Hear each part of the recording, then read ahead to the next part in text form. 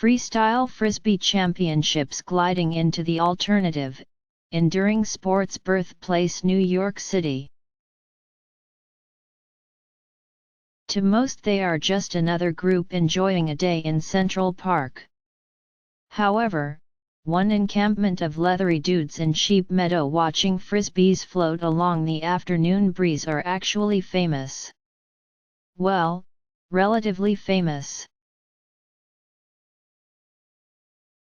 A small band of players have been practicing freestyle frisbee, a niche gymnastics-like sport invented in New York City during the 1970s, since its inception, and will now welcome the best of their converts to McLaughlin Park for the World Championships. Freestyle frisbee starts as a game of catch between two or more, though freestylers less resemble college kids in sunglasses playing their way through a hangover. More often they look like whirling dervishes centering their dance on a spinning disc. The first hub of the game was in Washington Square in the 1960s and 70s, as longhairs tossed discs around and experimented with, among other things, a list of moves that now includes tricks such as a sabbatical, a bad attitude, or a flaming itosis. What separates freestyle from other disc sports such as the more popular and commercial ultimate frisbee is that players are able to make spinning discs balance on their finger like a basketball by using a false fingernail. The move, called a delay, allows control of the frisbee, and from there it can be fiddled with, flipped and flung to others in various ways. Freestylers such as those in Central Park often just jam, with players taking turns pulling off individual moves, like jazz musicians or skateboarders somehow sharing a board around a hacky sack circle.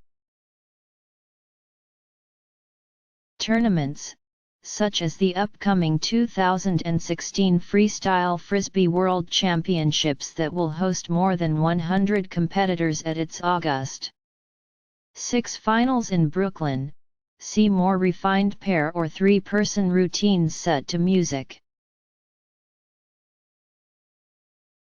Men's, women's, and mixed divisions are judged based on execution, difficulty and panache.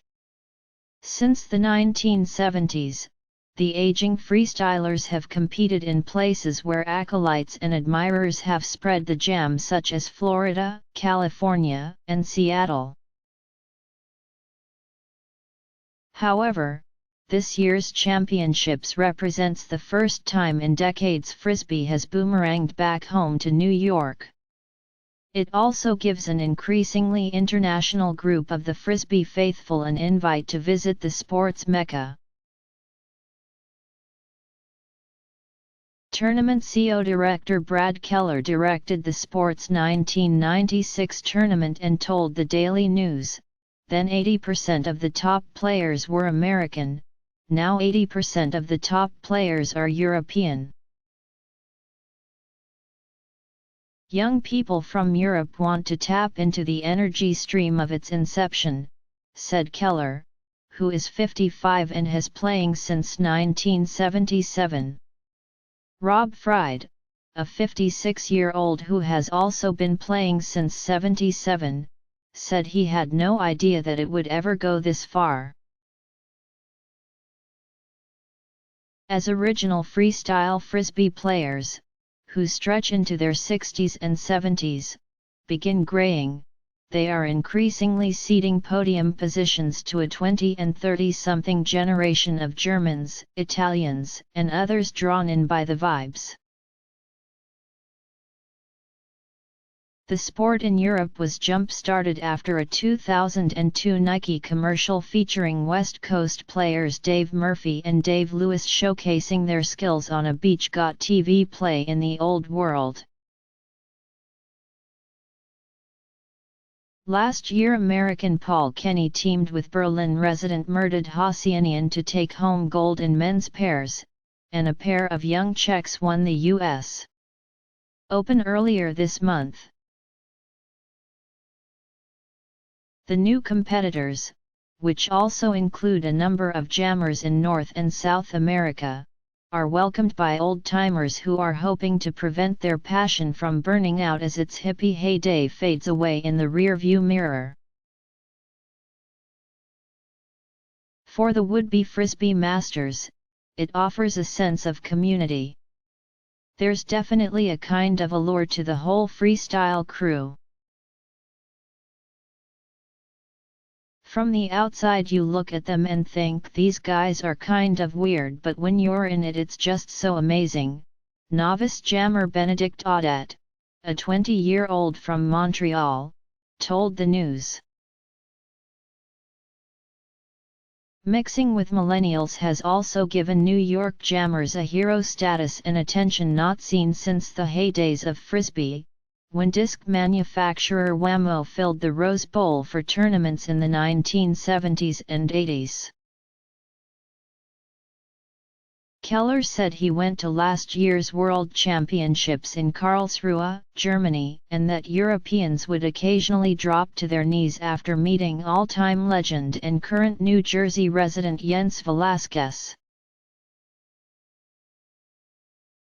said when he travels to Europe he always has a place to crash. Despite a surge of popularity and recognition, some involved with Frisbee for the longest time have conflicted feelings about the possibility of their sport ever breaking into the mainstream the way skateboarding or ultimate Frisbee have. It's always going to be exclusive. It will probably always be viewed as a counterculture sport because it doesn't involve a lot of money. Gary Linus, a 74-year-old Upper West Side artist who started playing when he moved to New York in 1965, said,